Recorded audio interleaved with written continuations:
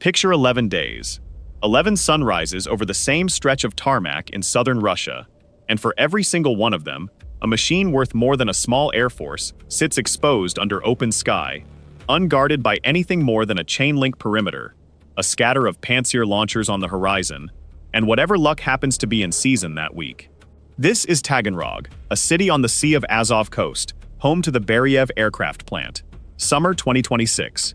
The aircraft on that apron is an A-50U, Russia's flying radar, the eyes that let its fighter jets and missile crews see deep into Ukrainian airspace without switching on a single ground-based emitter. Whoever controls what that dome sees controls the tempo of the air war for hundreds of kilometers in every direction. And for 2 years running, there have been fewer and fewer of these domes left to control. Its dorsal dome, the huge rotating disc bolted along the spine of the fuselage, has been stripped down to bare metal. Maintenance crews pulled the shroud off to service it. Heavy lift cranes surround the fuselage, their booms angled up against the antenna housing like surgical arms frozen mid-procedure. Support vehicles come and go, day after day, fuel bowsers, maintenance trucks, a rotating cast of technicians, visible only as pale dots against the tarmac in each new satellite pass. Tarpaulins get shifted. Access panels stay open longer than they should. None of it looks urgent from the ground. From orbit, stitched together frame by frame, it looks like exactly what it is, an 11-day admission that this aircraft cannot move. Look closer at the pattern across those 11 days, and a second story emerges beneath the first. The vehicle count around the fuselage does not stay constant. Early in the window, analysts count as many as 6 support vehicles clustered near the nose and dorsal section, consistent with a full overhaul crew working multiple systems at once. By the middle of the window, that number thins to 2 or 3, a pattern that reads less like the work slowing down and more like the work narrowing, specialists rotating through for specific tasks rather than a full crew camped on site around the clock. Whether that reflects a parts shortage, a scheduling decision, or simply the natural rhythm of an overhaul moving from teardown to inspection, no open-source analyst can say with certainty. What the pattern does confirm is that this was never a rushed job. Nothing about the vehicle movement across those 11 days suggests anyone treated the calendar as a liability. Analysts scanning commercial satellite passes start counting. 1 day, 3 days, 6 days, 9. Each new image gets laid over the last like a transparency. The same fuselage, the same cranes, the same faint tire track pattern in the same configuration, and the same question repeated in the same private channels. Why is it still there? By day 11, 4 Lyutyi drones are already crossing into Russian airspace, and nobody at that plant knows it yet. The technicians working the overnight shift have no idea the countdown they've been running for 11 days has already reached 0 somewhere else, on a different clock, one they were never given access to. Analysts estimate this single aircraft is worth somewhere north of $300 million. Russia is widely assessed to have fewer than a handful of these aircraft still able to fly at all, not a handful of A-50s in inventory.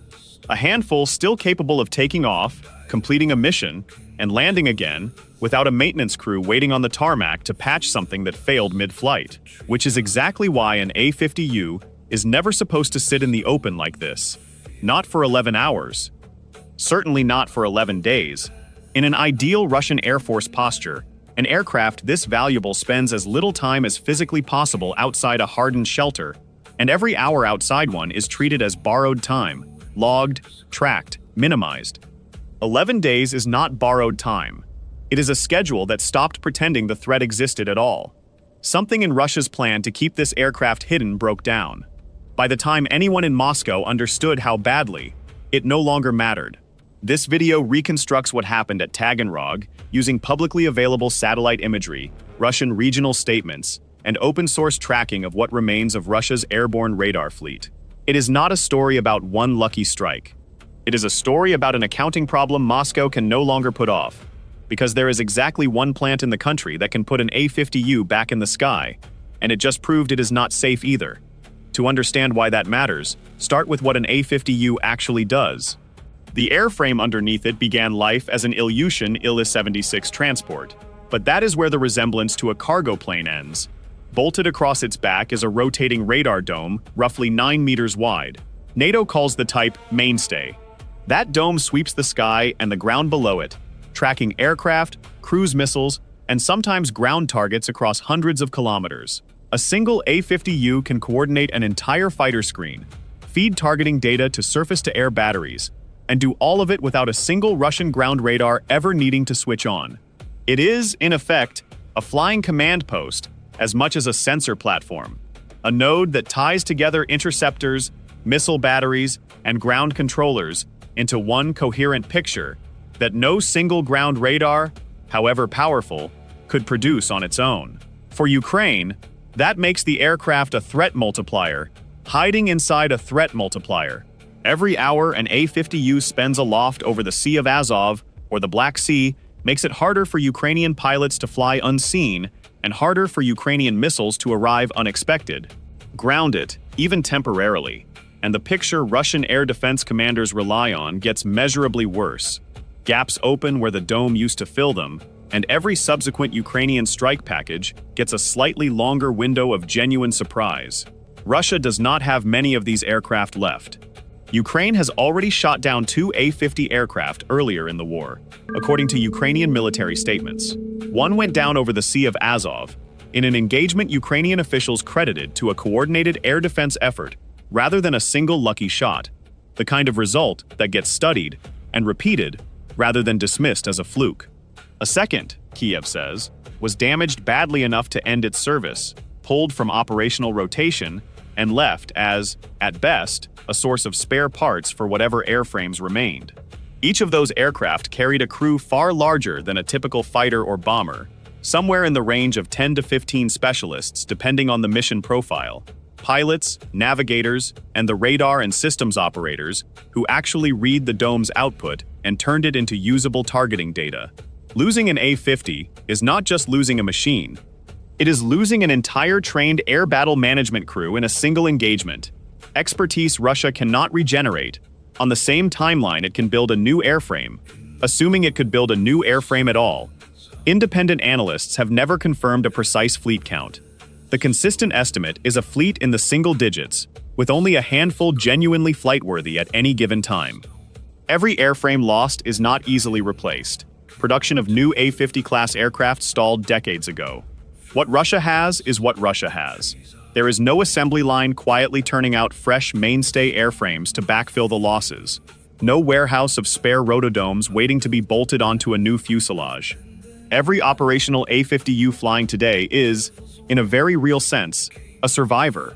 An airframe that has already outlived the production run that built it, and is now being kept alive by overhaul work rather than replacement. That scarcity is worth sitting with for a moment, because it reframes everything that follows. In most air forces, losing one radar aircraft out of a fleet of dozens is a bad week. In the Russian Air Force's current position, losing one A-50U is closer to losing a fifth or a sixth of an entire irreplaceable category of capability in a single strike. There is no institutional slack left to absorb another loss quietly. Before Taganrog, before the 11-day maintenance window that this video reconstructs, the 2 prior losses had already forced a change in how Russia operated its remaining A-50s. Flight paths that once ranged closer to contested airspace pulled back.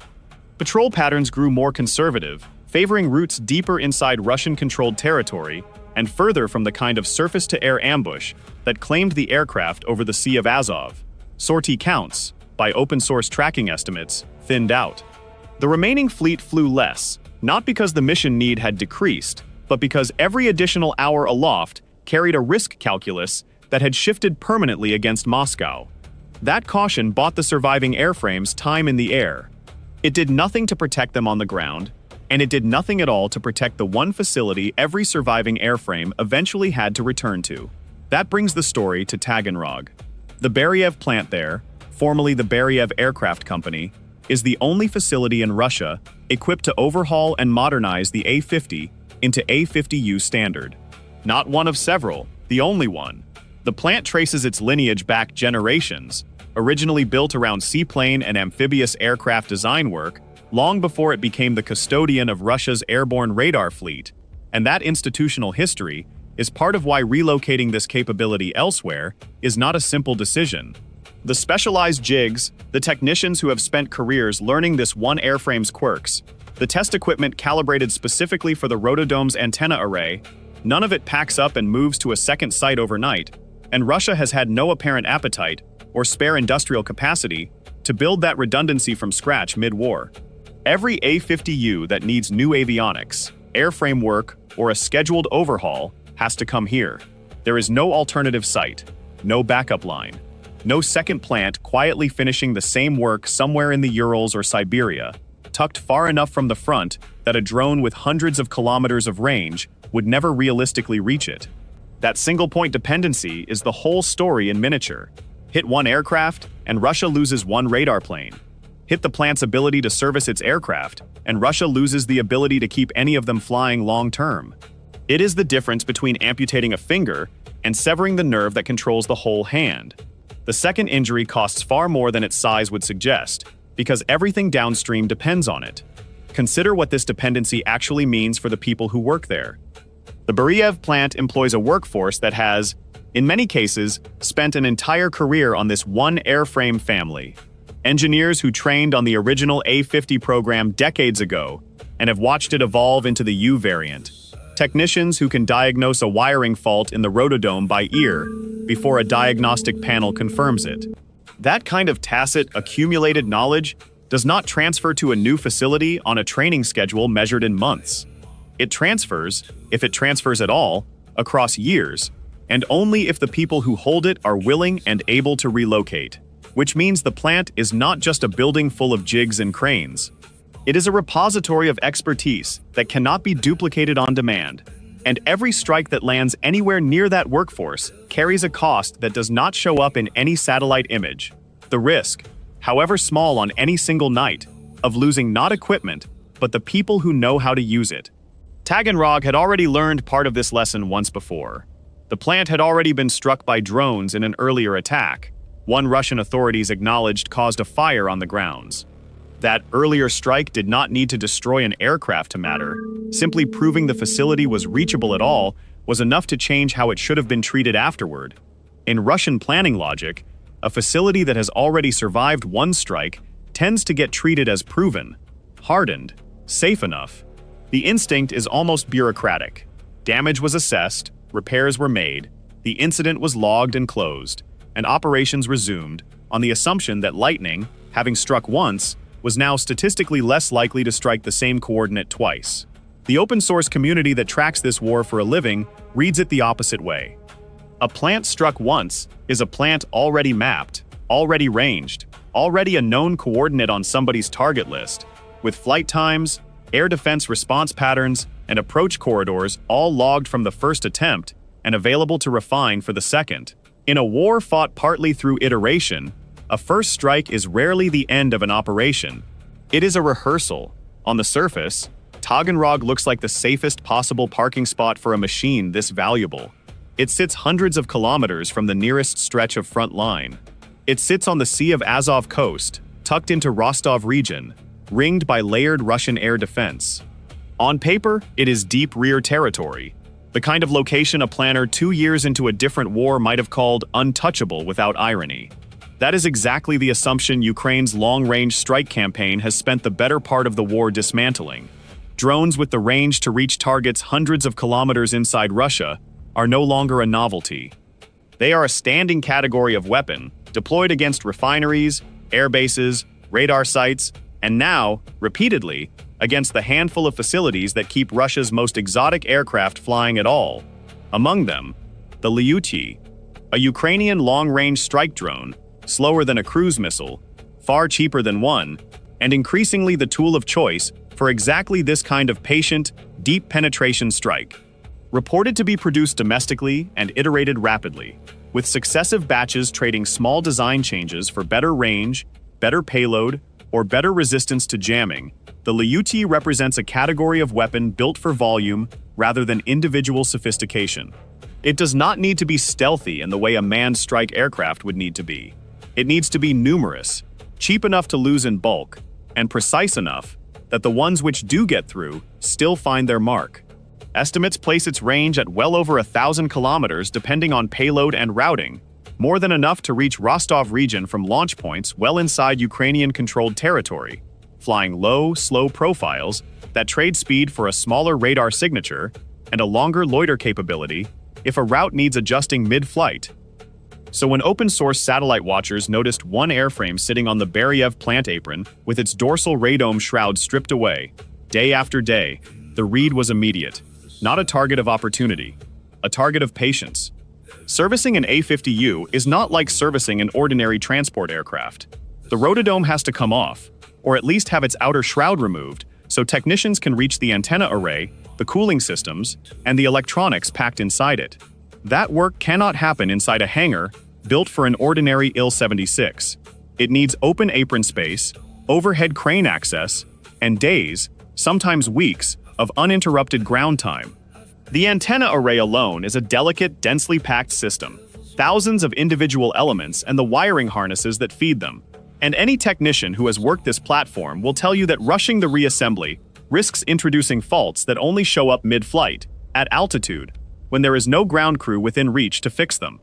That is part of why maintenance windows on this airframe tend to run long rather than short.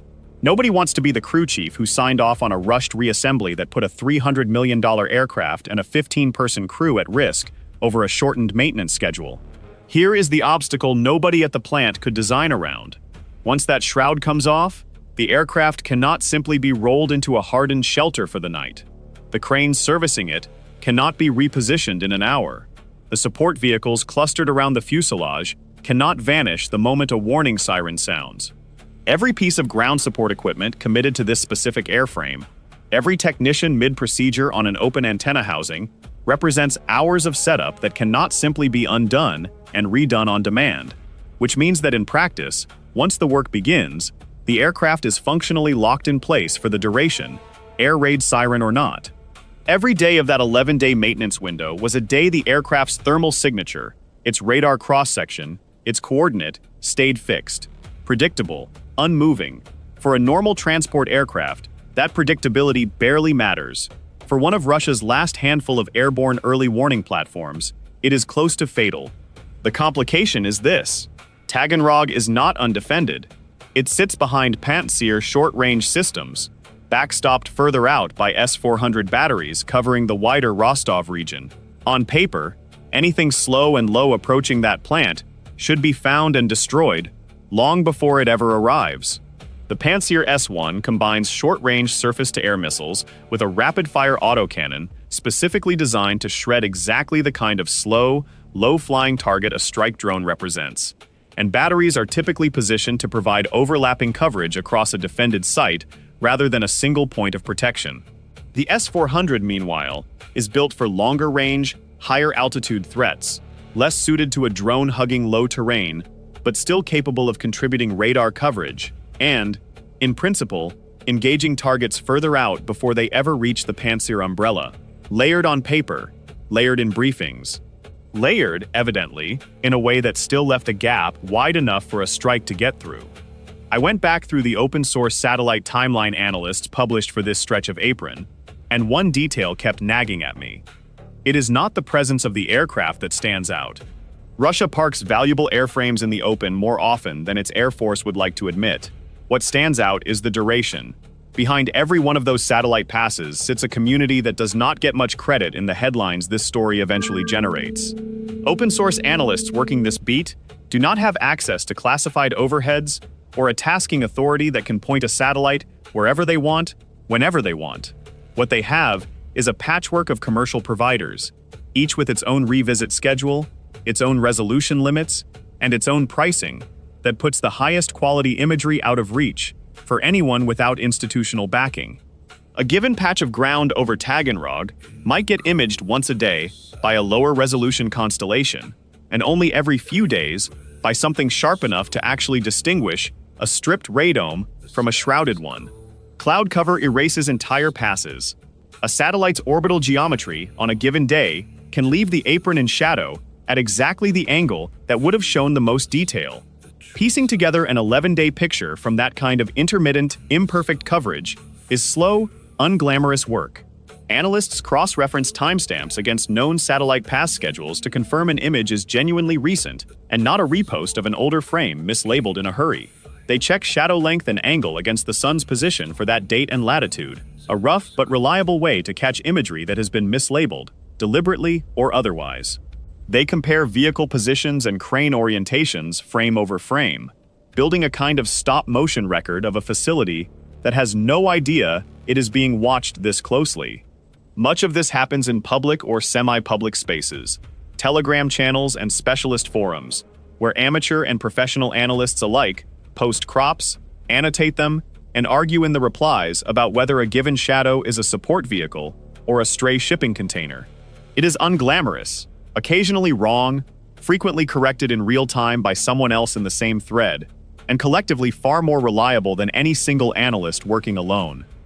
Sit with the mechanics of that verification process a little longer, because it is the part of this story that almost never makes it into the final summary.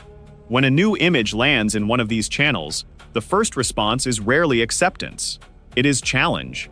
Someone posts a crop claiming to show the shroud still off on day 9, and within minutes, another user is asking for the raw provider metadata, the exact acquisition timestamp, the satellite pass ID.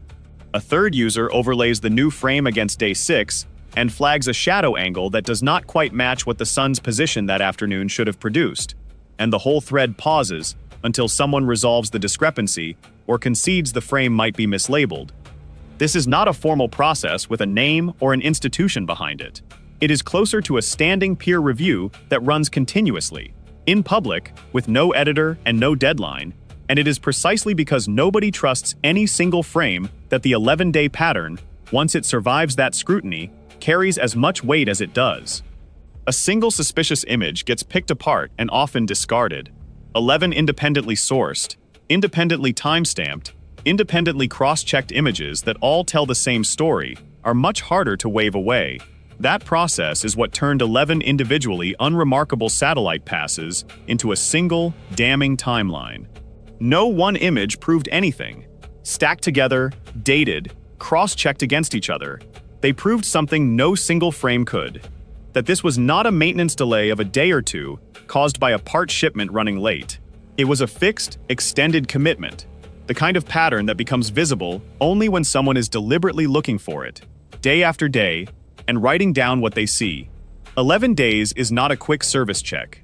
It is a full overhaul window, the kind that forces the plant to commit real time and real risk to a single airframe. That length of exposure is not bad luck. It is a structural feature of having only one plant capable of doing this work. When there is no alternative facility, there is no way to spread the risk across multiple sites, multiple aprons, multiple satellite footprints. Everything funnels through Taganrog every single time. Worth remembering exactly what this aircraft is. The A-50U is a modified EL-76 airframe, carrying a rotating radar dome that, by itself, can cost more than the transport plane underneath it ever did. Strip the dome housing off for service, and what's left sitting on the tarmac is a very expensive, very slow, very stationary target. The open-source community that tracks Russian military aviation does not work in real time. Commercial satellite constellations pass over a given patch of ground once, sometimes twice, in a 24-hour cycle. Analysts stitch each new image against the last, looking for what changed. A moved crane, a repositioned support vehicle, a shroud still off the dome, day after day after day. For 11 consecutive revisits, the answer stayed the same. The aircraft was still there, still exposed, still not going anywhere fast. Whoever was planning the strike on the Ukrainian side did not need precision timing against a fixed schedule, the way you would for, say, a fighter jet's known patrol window. They needed one thing: confirmation that the maintenance clock, not the flight schedule, still governed when this aircraft could move. Patience, not precision, was the weapon. None of that guaranteed the strike would work, and the people planning it knew it. Long-range strike drones like the Lyutyi are not fast. They are not stealthy the way a cruise missile is stealthy. What they offer instead is a small radar signature, a flight profile that hugs low altitude for long stretches, and a route that can be planned to avoid the densest coverage gaps in Russian air defense. Route planning for a mission like this is itself a discipline, weighing known air defense unit locations, terrain that can mask a low-altitude approach, and the trade-off between the shortest path and the path least likely to cross an active radar's field of view at the wrong moment. Even so, Russia's western regions have shot down or jammed a meaningful share of the drones sent at them over the course of the war. Every launch carries real odds of failure. A drone lost to a Pantsir crew that gets lucky. Electronic warfare that walks it off course, feeding it false GPS coordinates until it drifts into open ground miles from anything worth hitting. A simple mechanical fault hundreds of kilometers from anyone who could fix it. An engine that fails. A control surface that jams. The unglamorous ways a piece of hardware built in volume and flown without a pilot simply stops working. Send one drone at a target this valuable, and the odds of a single point of failure ending the whole mission run uncomfortably high. Send 4, time to arrive close together from complementary angles, and the math changes. Air defense crews have to track multiple threats at once, decide which to prioritize, and accept that even a well-executed intercept on 2 drones can leave the other 2 through the gap. It is the same logic that governs any saturation attack, whether against a warship's point defense systems, or a single overworked air defense crew staring at multiple simultaneous contacts on a screen that was never designed to make that decision easy. Split attention is degraded attention, and degraded attention is exactly the seam an attacker with more launches than the defender has interceptors is counting on. That is the tactical logic behind sending 4 Lyutyi airframes at a single stationary target instead of 1. Redundancy against attrition. Whether all 4 made it through Russian air defense on the way in was not obvious to anyone watching from open-source channels that night. What became obvious hours later was that not all 4 needed to succeed for the mission to.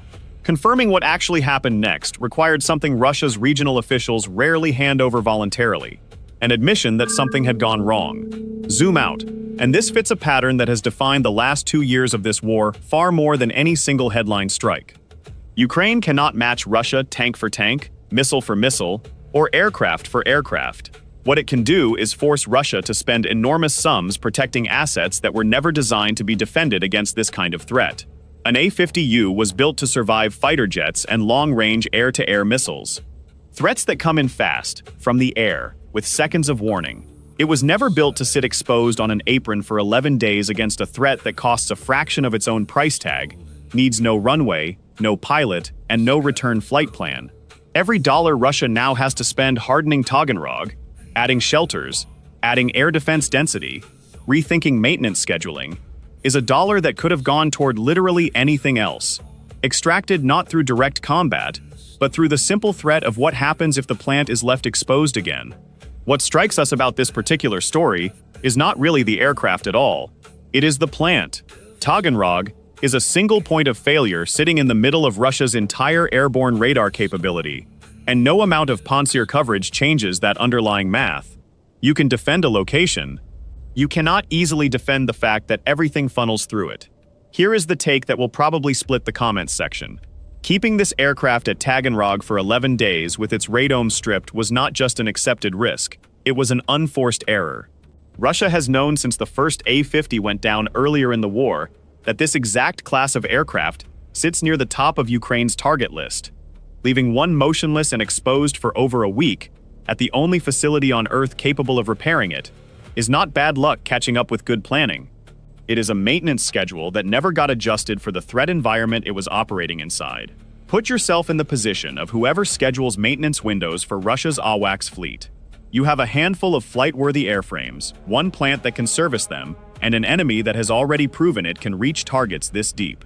Do you rush the work and accept more risk during a shorter, messier window? Or do you take it slow and accept 11 fixed, trackable days? What do you think? Was there ever a version of this maintenance cycle that did not end in exposure? By late in the maintenance window, the question was no longer whether Taganrog was a target. Everyone watching the satellite timeline already assumed that. The question was whether a strike could actually get past the layered defenses ringing it before the plant finished the job and rolled the aircraft back into the shadows. 4 Lyutyi drones are already in the air on the night that answers that question. They cross into Russian airspace along a route chosen, by all indications, weeks in advance. Low, slow, patient, the same way the whole operation had been patient. Whoever built the flight plan had the luxury that 11 days of confirmed exposure afforded. No need to rush a launch window against an uncertain target. No pressure to compress the approach and accept a riskier profile just to make sure the aircraft was still there when the drones arrived. The target had already proven, day after day, that it would still be there tomorrow and the day after that. Russian air defense around Taganrog is not caught completely blind. Radar operators pick up inbound low-altitude contacts approaching Rostov region from the direction Ukrainian long-range strikes typically originate. Warning networks light up along the expected corridor, the kind of alert that, this deep into the war, regional air defense crews have run through dozens of times before, enough that the initial detection itself is no longer the hard part. The hard part is what happens in the next several minutes, sorting real threats from decoys or electronic warfare noise, deciding which contact gets which battery's attention, and doing all of it while 4 separate tracks converge on the same patch of sky from slightly different bearings. The Pantsir batteries ringing the plant engage. Regional officials follow the pattern they have followed after nearly every drone strike this year. A statement claiming successful intercepts, issued before any independent confirmation exists. Whether Pantsir crews genuinely destroyed some of the inbound drones that night is impossible to verify from open sources. What is verifiable is what showed up on the ground afterward. Some of the 4 Lyutyi drones may never have made it past that outer ring. At least one did. Reaching a target does not mean reaching it undamaged, and it does not mean reaching it exactly on plan. Drones flying this deep into Russian territory absorb jamming, absorb navigation drift, absorb the ordinary chaos of a live air defense engagement. What matters is not a clean flight. What matters is a warhead that still finds the airframe. Above the Beriev plant apron, past the Pantsir fire, and whatever jamming Rostov region's electronic warfare units threw up, at least one of the 4 drones holds its course toward the one airframe that has not moved in 11 days. Warheads detonate against the exposed radome, not a hardened hangar wall, not a reinforced shelter. The bare, stripped-down antenna housing that maintenance crews had spent nearly 2 weeks working to open up. Everything the 11-day timeline had been quietly warning about arrived at once, in the space of a few seconds, against exactly the part of the aircraft that had been left with no covering at all. There is no dramatic footage circulating from the moment itself. What exists is the aftermath, pieced together the way this kind of story almost always gets pieced together, from what satellites see the next morning, and from what Russian officials choose, or are forced, to admit. Satellite imagery the next morning tells its own story. Scorching visible across the section of apron where the aircraft had sat for 11 straight days. Cranes and support equipment that had clustered around the fuselage, now missing, damaged, or repositioned. The kind of ground scarring that does not come from a near miss. In the hours immediately after, the first confirmation does not come from any official statement at all. It comes from the same informal network of local channels that has, over 2 years of this war, become an early warning system in its own right. Residents near the plant posting about the sound of explosions, about emergency vehicles moving through the streets toward the Beriev facility, about a glow on the horizon in the direction of the apron. This is the layer of the story that rarely makes it into the eventual English-language summary, but matters enormously to how quickly the outside world learns anything happened at all. Ordinary people, awake at the wrong hour, posting what they heard and saw before any government spokesperson has decided what the official version of events will be. Regional officials in Rostov acknowledge a fire at the plant, in the pattern local authorities have followed for prior strikes on Russian soil this year. Statements from Moscow tend to minimize damage, downplay significance, and avoid confirming which specific airframe was affected. That pattern holds here too. The language chosen in these statements rewards close reading. A fire is acknowledged. Debris falling from a drone is acknowledged, when it is acknowledged at all, framed as debris rather than as a warhead detonation. A phrasing that shifts responsibility from the aircraft's own defenses onto the abstract physics of an intercepted object falling from the sky. Casualties, when mentioned, are described in the vaguest terms available. An unspecified number injured, an unspecified number hospitalized, numbers that later local reporting sometimes revises upward without ever being formally corrected by the regional administration that issued the original statement. None of this is unique to Taganrog. It is the same playbook Rostov and neighboring regions have run after nearly every acknowledged strike this year.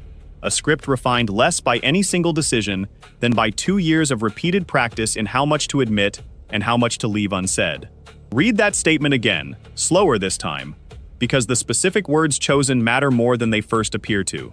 Officials say a fire broke out as a result of falling drone debris, language that has appeared, nearly verbatim, after strikes on refineries, air bases, and industrial sites across multiple regions this year. It is a formula, not a description.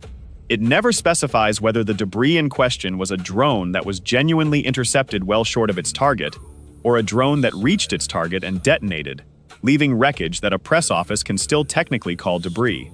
Notice too what is absent rather than what is present. There is no denial that an aircraft was on the apron.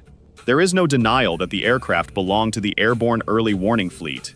There is no claim that repairs are already complete, the kind of quick reassurance regional press offices reach for when the damage genuinely is minor. The statement is short. It names a fire. It does not name a cause it can defend under scrutiny, and it does not name an outcome it is confident will hold up if independent imagery later says otherwise. Treat the silence in an official statement as data, and this one says nearly as much as the parts it actually states out loud. What the statements do not deny is that a strike happened, that it reached the plant, and that emergency response was required on the ground. That omission, the thing officials choose not to contest, tends to be more reliable than anything they actively claim. A government that wanted to insist nothing of consequence occurred would simply deny a strike took place at all. Acknowledging a fire, dispatching visible emergency response, and declining only to specify which aircraft was affected is itself a kind of confirmation, the shape of the silence telling you almost as much as the statement around it.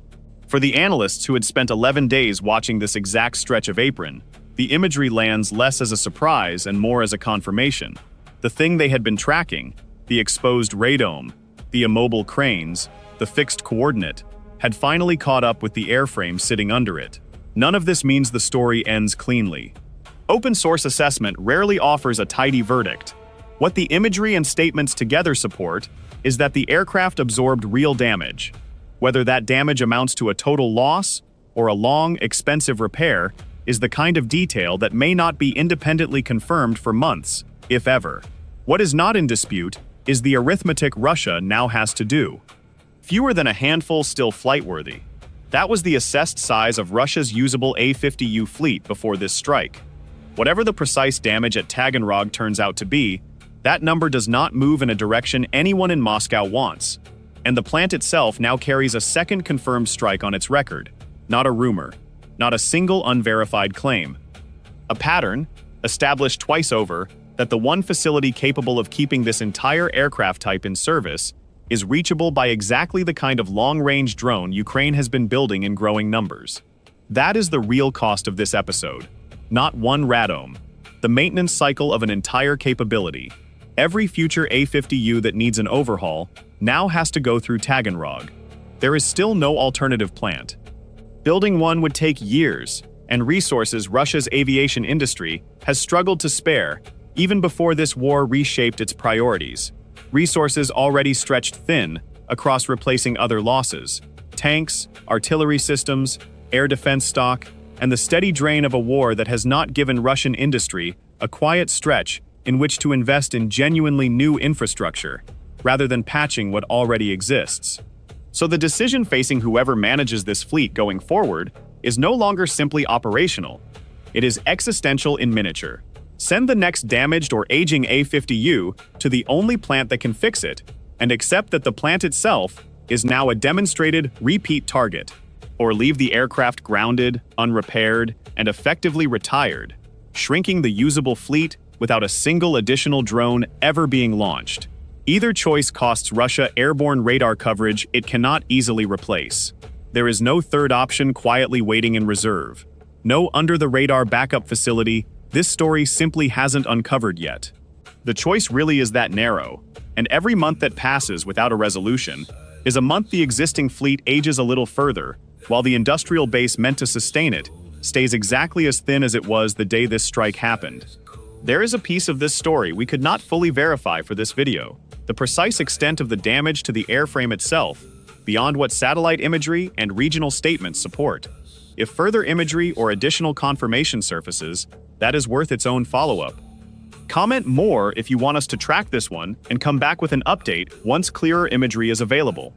For now, what can be said with confidence is this: 11 days of exposure at the only plant in Russia that can service this aircraft type. 4 Lyutyi drones launched to exploit exactly that vulnerability. A strike that reached the target, according to satellite imagery and Russian regional acknowledgement, however much Moscow's official statements try to minimize it. An accounting problem, not a single loss. That is what Taganrog represents now, for a fleet that was already running out of room to lose anything at all. If this kind of patient, open-source-driven strike reconstruction is what keeps you watching, subscribe, because this channel breaks down exactly how these operations come together, strike by strike, using nothing but what is publicly verifiable. Like this video if you want more of these deep dive reconstructions, and drop a comment below with what you think happens the next time Russia has to decide whether to risk another airframe at that same plant. The eyes in the sky over Ukraine just got a little dimmer. Whether Russia can afford to fix that in the open again, at the same plant, under the same cameras, is the next chapter in this story, and it is one this channel will be watching for you.